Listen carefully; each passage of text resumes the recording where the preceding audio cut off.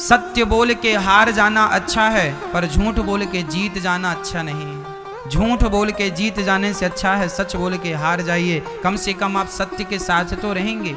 जीवन में झूठ का साथ नहीं देना चाहिए। हमें किसका साथ देना है मेरी माँ? सत्य का। अच्छा, आप में से कितने लोग हैं जो सत्य बोलते हैं? कभी झूठ ना बोला करो।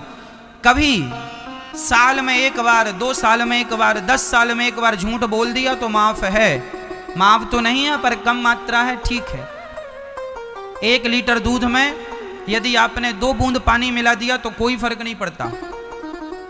1 लीटर दूध में 2 बूंद पानी मिला दिया कोई फर्क पड़ेगा, पर 1 लीटर दूध में 1 लीटर ही पानी मिला दिया तो फर्क पड़ेगा। जीवन में 2-4 बार झूठ बोल दिया तो कोई फर्क नहीं पड़ता। छोटा सा पाप है, नष्ट हो जाएगा तुम्हारे पुण्य से, पर पाप ही पाप है तो दंड ज्यादा होगा। इसलिए झूठ की मात्रा कम कर दीजिए।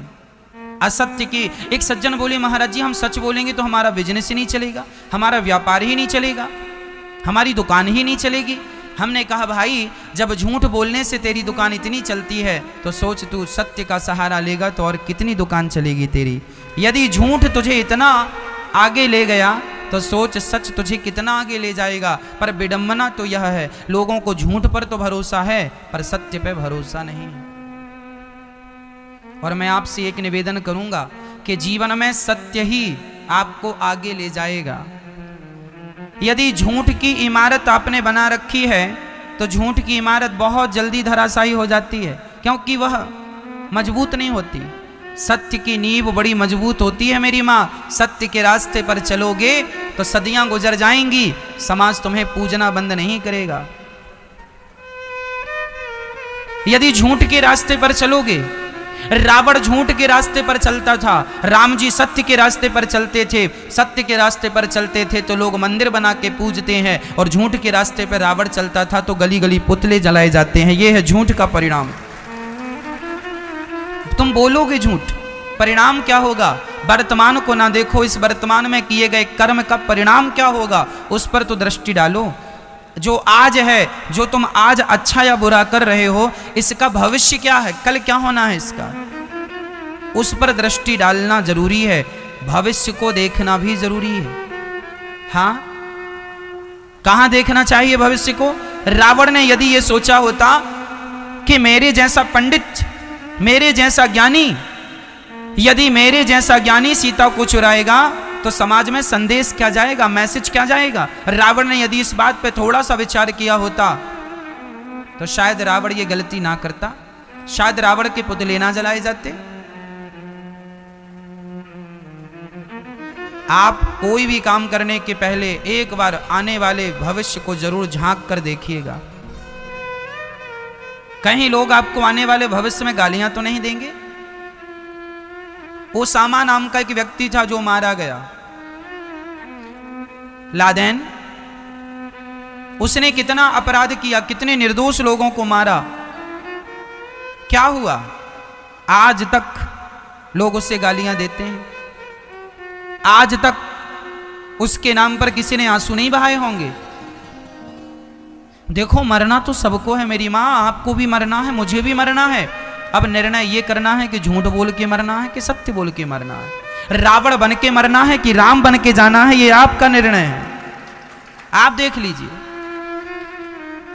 इसलिए गलत मार्ग ना अपनाइएगा, वह आपके लिए बहुत हानिकारक है।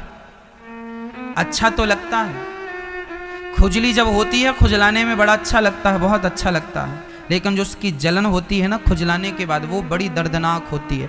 ऐसे झूठ भी खुजली की तरह, झूठ बोलने बड़ा मजा आता है। हाँ, बड़ा मजा आ गया, बहुत पैसे मिल गए, बहुत कमा लिया, बहुत बड़े आदमी बन गए, लेकिन उसका जो रिएक्शन होगा, जो उसकी जलन होगी, असहनीय वेदना होगी, असहनीय दर्द होगा।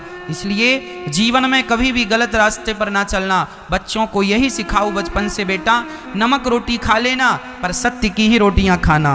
झूठ की हलवा पूड़ी से अच्छा है सत्य की नमक रोटी खाएं। वह सत्य की नमक रोटी ना जल्दी हजम हो जाती है, चूरन नहीं खाना पड़ता। और पाप की रोटियां खाने के बाद चूरन खाओ तो भी हजम नहीं होती, पेट गुड़गुड़ गुड़गुड़ करता रहता। ना तो रात को नींद आएगी, ना तो चैन मिलेगा। आप आलीशान बंगला बनवा लीजिएगा झूठ बोल करके, पाप करके, रह लीजिए उस बंगले में, शांति नहीं मिलेगी। रावण सोने की लंका में रहता था, शांति नहीं मिली। जबकि रावण जिस लंका में रहता था वह लंका किसने बनवाई थी आपको पता है? वह लंका भगवान शंकर ने बनवाई थी। किसके लिए बनवाई थी?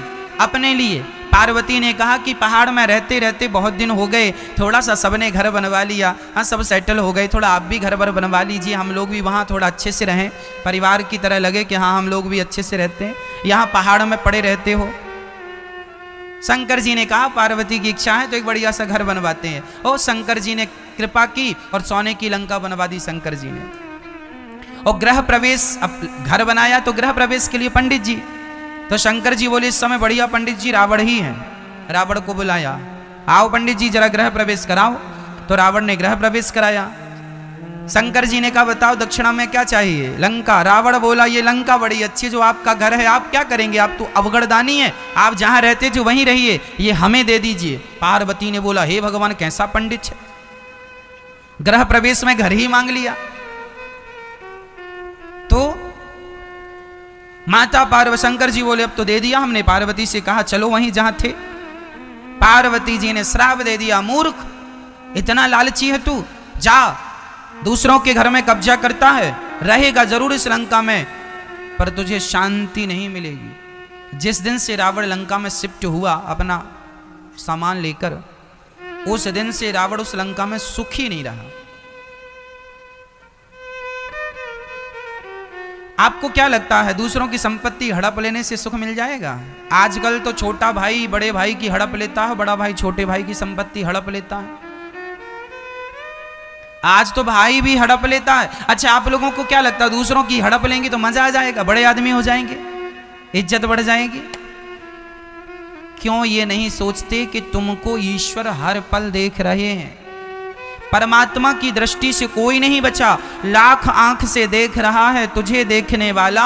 सच की खेती कर ले चतुर नर, समय गुजरता जाता, मेरे मालिक की दुकान में सब लोगों का खाता। सबका हिसाब किताब खाता वही वहां है। तुमने कितना अच्छा और कितना बुरा किया है, इसलिए बुरा ना करना किसी के साथ, भाई के साथ भी ना करना, जमाने के साथ भी, दुश्मन के साथ भी बुरा ना करना, ईमानदारी से। हमारे यहाँ तो दुश्मनी भी ईमानदारी से निभाई जाती है, छाती पे वार तो करना, पीठ पे प्रहार ना करना। हमारे यहाँ दुश्मनी भी ईमानदारी से निभाई जाती है, नहीं हाँ या ना? बोलो हाँ या ना। हमारे यहाँ दुश्मनी भी ईमानदारी से निभाई जाती है, दुश्मनी में भी सत्यता होती है। हमारे यहाँ लोग कहते हैं दुश्मन के पीठ पर वार नहीं करना है, छाती पे सामने से बता के कि मैं आ रहा हूं।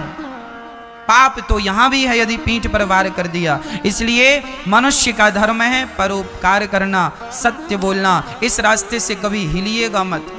सत्य के लिए ये भारत कौन सी धरती है जरा सुनिएगा। सत्य के लिए हम लोग बिक जाने वाले लोग हैं। राजा हरिश्चंद्र बाजार में बिक जाते हैं, राजा हरिश्चंद्र की पत्नी तारा बाजार में बिक जाती है, हरिश्चंद्र का बेटा बाजार में रोहित नाम का बिक जाता है, लेकिन अपने सत्य को नहीं छोड़ता। ये भारत की धरती है जहां अपने आप को बेच दिया जाता है, लेकिन उस हाल में भी सत्य को नहीं छोड़ा जाता।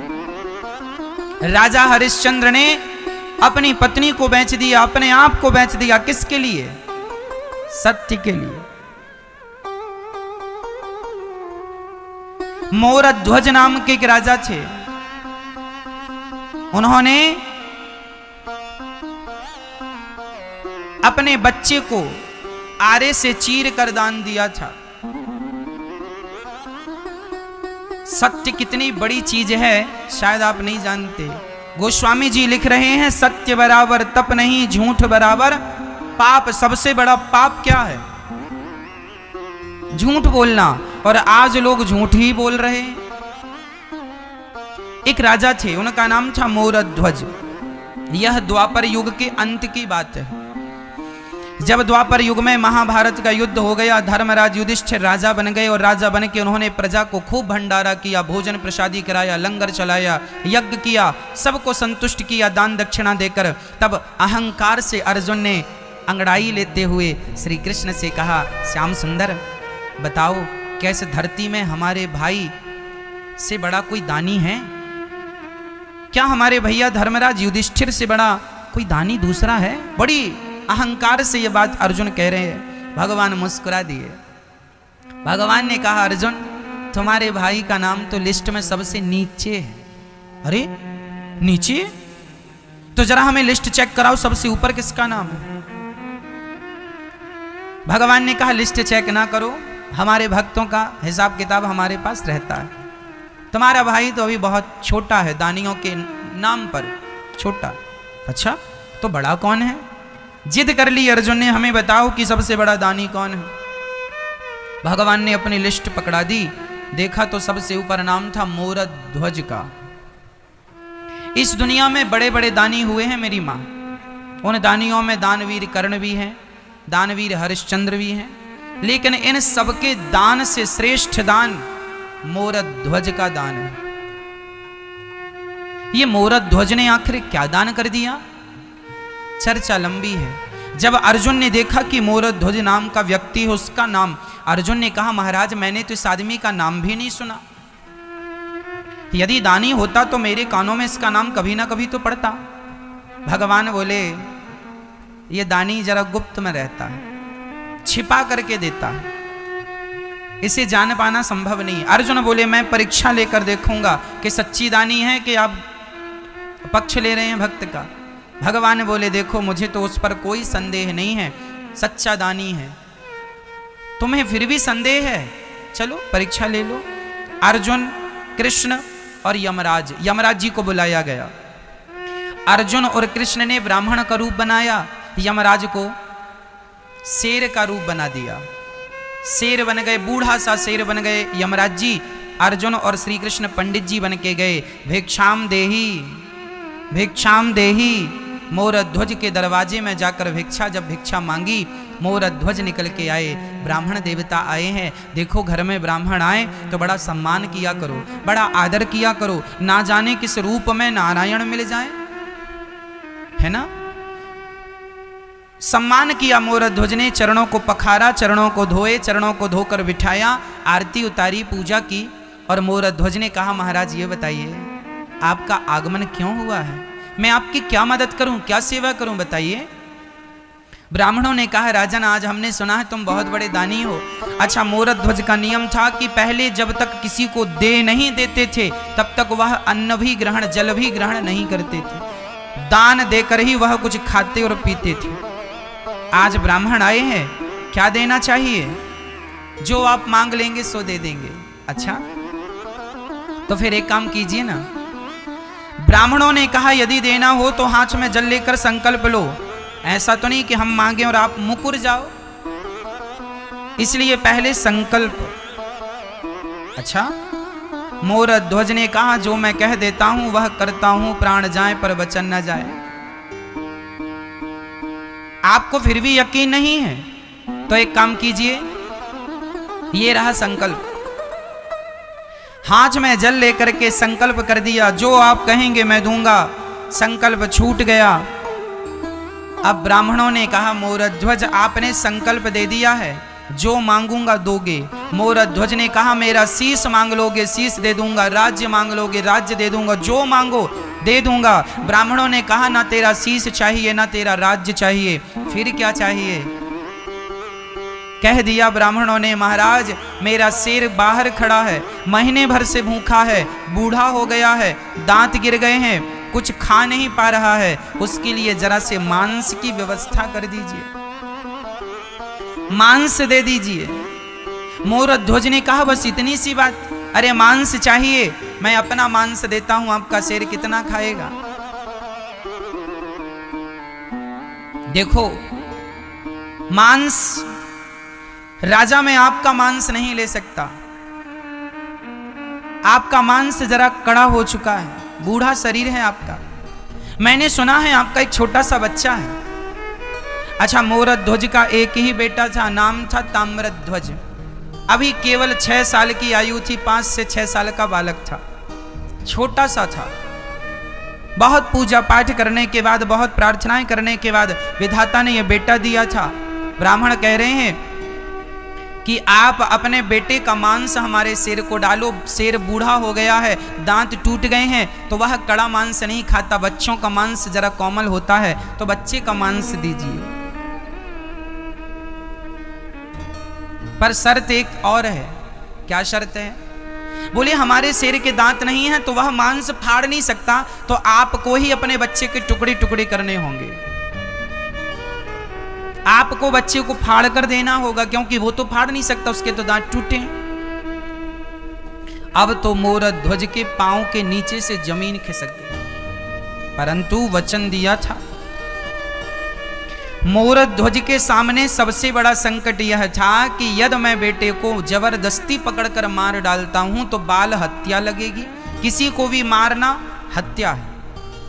यदि मैं बच्चे को मार देता हूं तो हत्या लगेगी, और नहीं देता तो जो मैंने वचन दिया है वचन मिथ्या हो जाएगा। धर्म संकट में पड़ गए मोर ध्वज। तभी उनका वह नन्हा सा बालक 5 वर्ष का दौड़ा दौड़ा आया, पिताजी मैंने सब सुन लिया, आप यही सोच रहे हैं ना कि मेरी मर्जी है या नहीं? पिताजी ये लो मैं खड़ा हो गया। अरे वह पुत्र कैसा जो अपने पिता के धर्म को ना बचाए। यदि मेरे द्वारा आपका धर्म बचता है, पुत्र के द्वारा पिता का धर्म बचता है, तो यही पुत्र का धर्म है कि वह पिता का धर्म बचाए, इसीलिए उसका जन्म होता है। मैं आपके धर्म की रक्षा के लिए मैं अपने प्राणों का बलिदान दे सकता हूं पिताजी, आपका वचन मिथ्या ना हो। यदि आज आपका वचन टूट गया तो आपका धर्म चला जाएगा, और बेटे के रहते बाप का धर्म चला गया तो बेटे का होना व्यर्थ है। अरे पिता के धर्म की रक्षा पुत्र ना करेगा तो कौन करेगा? बेटा खड़ा हो गया, आरे की व्यवस्था की गई। जब रानी को पता चला मोर ध्वज की पत्नी को कि बच्चे को आरे से चीरना है, आरा जो लकड़ी को चीरता है आरा, ताम्र ध्वज खड़ा है, एक तरफ रानी एक तरफ राजा। रानी के तो हाथ कांप रहे हैं, कौन सी माँ होगी जो अपने बच्चे के शरीर में आरा चलाएगी? माँ थरथर कांपने लगी, रोने लगी, बच्चे को हृदय से लगा लिया, चूमने लगी, गालों को माथे को चूम कर हृदय से लगा लिया। बेटा ये क्या हो रहा है? तब ब्राह्मणों ने कहा देखो देवी समय कम है, शेर भूखा है, जल्दी से आरा चलाओ, यदि तुम अब आंसू बहाओगी तो हम यहां से चले जाएंगे, और हम चले गए तो इनका दिया हुआ वचन मिथ्या हो जाएगा। इनका सत्य आज तक टूटा नहीं, इनका वचन आज तक टूटा नहीं, और यदि आप आंसू बहाओगी तो कहीं आपके आंसुओं के कारण आज इनका वचन टूट ना जाए, मोर ध्वज का वचन न टूट जाए।